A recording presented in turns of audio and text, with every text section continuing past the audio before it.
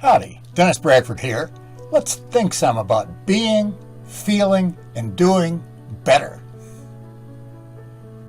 Grand Master Hakuin, 1686 to 1769 Christian era, revived the tradition of Rinzai Zen. All contemporary masters in that tradition trace their lineage to him. The highest accolade I can give him is that I recite aloud every morning his chant in praise of zazen, and have done so for many, many years. In case you're unfamiliar with it, I end this video with it. Hakuin advocated using koans to facilitate the method of surrendering. A koan is a conceptual knot designed to wean us away from incessant thinking. It's not necessary to use koans to master the method of surrendering, but they can be an effective shortcut to awakening when used under the guidance of a skillful teacher. Whether or not one uses koan training, Hakuin insists that having the right motivation is critical when practicing.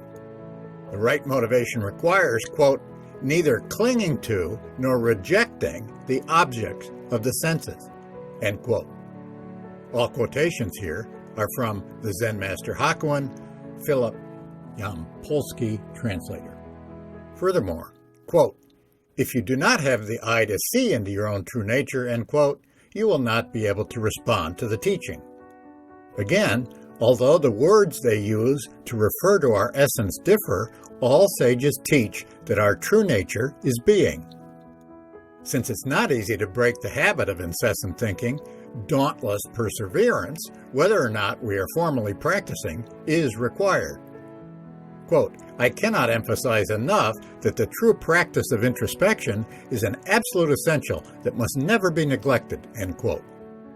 It's only when we display, quote, a great unconquerable determination, end quote, will transcend the emotions and sentiments of ordinary life, end quote, and begin to flourish emotionally.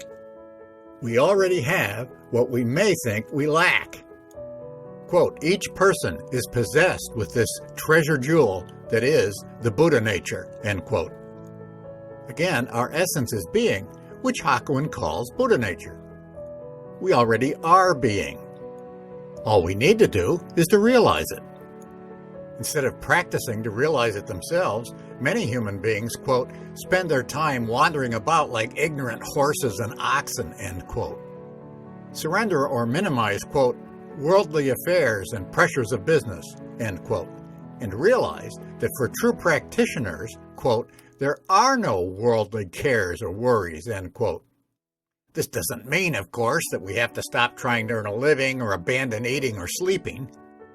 What Hakuin urges us to do is to master the art of, quote, meditation in the midst of activity. In the busy round of mundane affairs, in the confusion of worldly problems, behave as a valiant man would when surrounded by a host of enemies, end quote. Decide to be courageous, drop all fears, and march forward single-mindedly by continuing to practice despite all obstacles.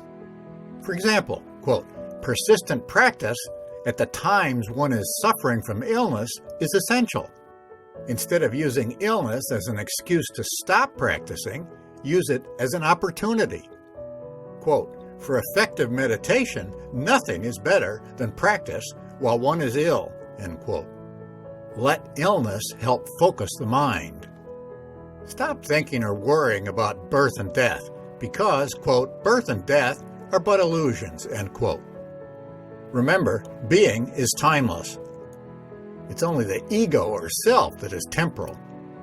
Our true nature, being, is not subject to birth or death, beginning or ending. Similarly, use the other normal vicissitudes of life as opportunities for practicing. Good fortune and bad fortune, success and shame, contrary cause and accordant cause are all fodder, end quote, that can fuel practicing, meditating intensely. Quote, it is absurd even to attempt to carry on Zen study and meditation at the same time that one is greedily seeking fame and profit. Meditation is nothing that can be taken on lightly. One who is really determined to practice true meditation is difficult to find, end quote. So, for example, if you're experiencing prolonged emotional distress, use that as motivation to fuel your practice. Quote, a wise person will reduce the number of people, simplify things, and live quietly, end quote. Select one practice, such as zazen or aliveness awareness, and commit to doing every day whatever it takes to master it. Furthermore, you have additional aids previously offered in this playlist. You have either the emotional humility or the peacefulness process methods to dissolve any troubling emotion that threatens to obstruct your progress. You also have the energy testing method for truth to help ensure that your thinking is only based on true propositions. Also, you need not adopt as your ultimate goal, although you may, that of achieving a spiritual breakthrough, enlightenment, awakening. I assure you from personal experience that the goal of flourishing emotionally is much easier to achieve than the goal of waking up spiritually. In fact, even if your goal is enlightenment or completely realizing your true nature, it's a goal that should be set aside.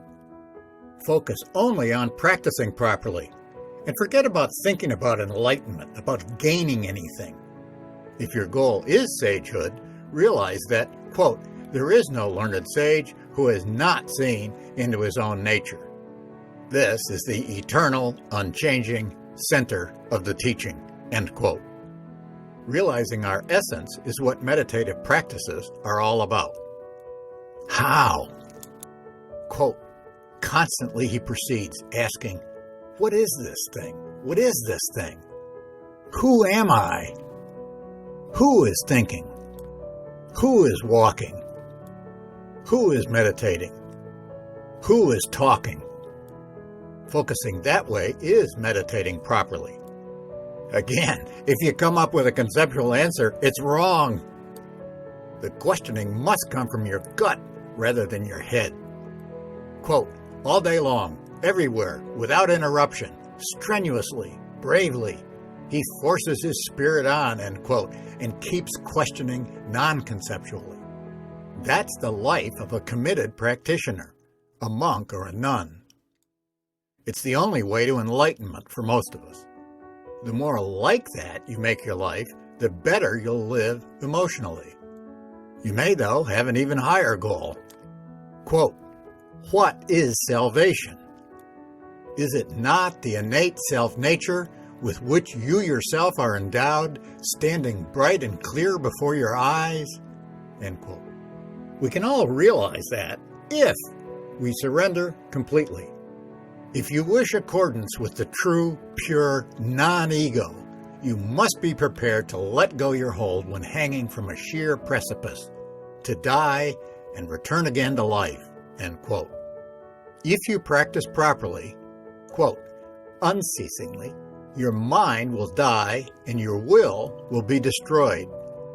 Then suddenly, both body and mind are cast off, end quote. Since the mind is the set of all thoughts, the death of the mind is detachment from them. That surrender is not easy, but it's simple and all that's required.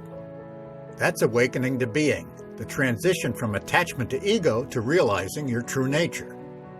To all intents and purposes, the study of Zen makes as its essential the resolution of the ball of doubt.